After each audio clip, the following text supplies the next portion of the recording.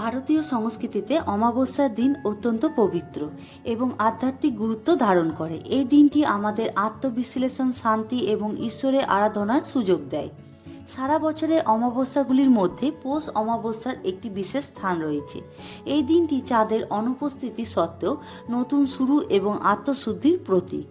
পৌরাণিক বিশ্বাস অনুযায়ী এই দিনে করা পূজা, ব্রত এবং দান ব্যক্তির জীবনকে সুখ, শান্তি এবং সমৃদ্ধিতে পূর্ণ করে দেয়। বন্ধুরা, পৌষ অমাবস্যাকে মোক্ষদায়িনী অমাবস্যা বলা হয়। এই পৌষ অমাবস্যা 2025 সালে কবে পড়েছে? অমাবস্যা তিথি কখন শুরু ও কখন শেষ হবে? এই পৌষ অমাবস্যায় স্নান, দান, পিতৃতর্পণের শুভ সময় বা কখন হতে চলেছে?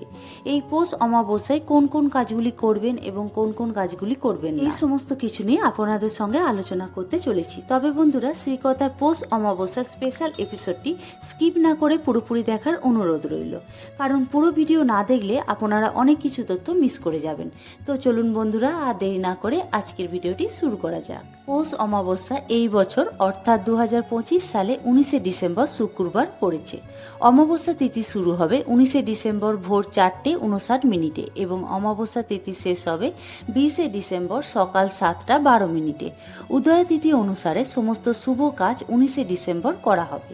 ব্রহ্ম মুহূর্ত সকাল 5:19 থেকে 6:14।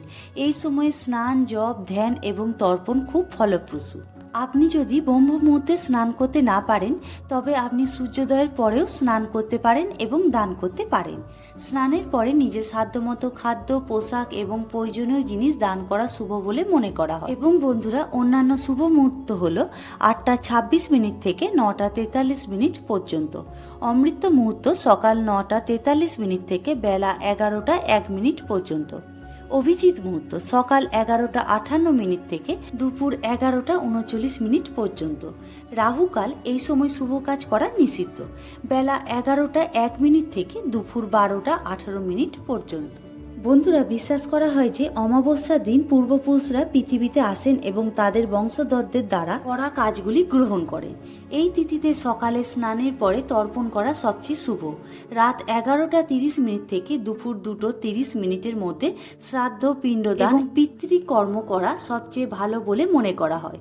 কথিত আছে যে এই দিনে করা তর্পণ পূর্বপুরুষদের সন্তুষ্ট করে, পিতৃদোষ হ্রাস করে এবং জীবনের বাধাগুলি দূর হতে শুরু করে, ঘরে শান্তি, সৌভাগ্য, উন্নতি বয়ে নিয়ে আসে। এবার বন্ধুরা, আমরা জেনে নেব পৌষ অমাবস্যায় কোন কোন কাজগুলি করবেন এবং কোন কোন কাজগুলি করবেন না। হিন্দু ধর্ম মতে পৌষ অমাবস্যায় করা শ্রাদ্ধ পূর্বপুরুষদের মোক্ষ লাভ এনে দেয়। তারা জন্ম মৃত্যুর চক্র থেকে বেরিয়ে আসে। পূর্বপুরুষদের খুশি করার জন্য পৌষ অমাবস্যায় গরু, জমি, বস্ত্র, কালো তিল, সোনা, ঘি, গুড়, ধান, রৌপ্য ও লবণ দান করা উচিত নিজের সাধ্যমতো। এদিনে একজন খাঁটি ব্রাহ্মণকে বাড়িতে ডেকে খাওয়াতে পারেন। ব্রাহ্মণকে দেওয়া দান পূর্বপুরুষদের আত্মাকে সন্তুষ্ট করে। যদি পরিবার পিতৃদোষের কষ্টের মধ্য দিয়ে যাচ্ছে, তাহলে শুভ ফল পেতে পৌষ অমাবস্যায় নীলকণ্ঠ স্তোত্র পাঠ করা উচিত। এতে পিতৃদোষের অশুভ প্রভাব কমে যায়। পৌষ অমাবস্যার দিনে শনিদোষ থেকে মুক্তি পেতে কাঁচা দুধ ও দই দিয়ে শিবকে অভিষেক করা উচিত। কথিত আছে এই প্রতিকার মেনে চললে সুখ, সৌভাগ্য এবং সম্পদের জন্য উত্তম হতে পারে। অমাবস্যার দিন ময়দার ছোট ছোট বল বানিয়ে পুকুরের মাছকে খাওয়ান, এতে জীবনে সুখ, শান্তি আসে বলে বিশ্বাস। সকালে স্নান করুন। নদীতে স্নান সম্ভব না হলে স্নানের জলে কয়েক ফোঁটা গঙ্গাজল মিশিয়ে স্নান করুন। সূর্যের পূজা করুন।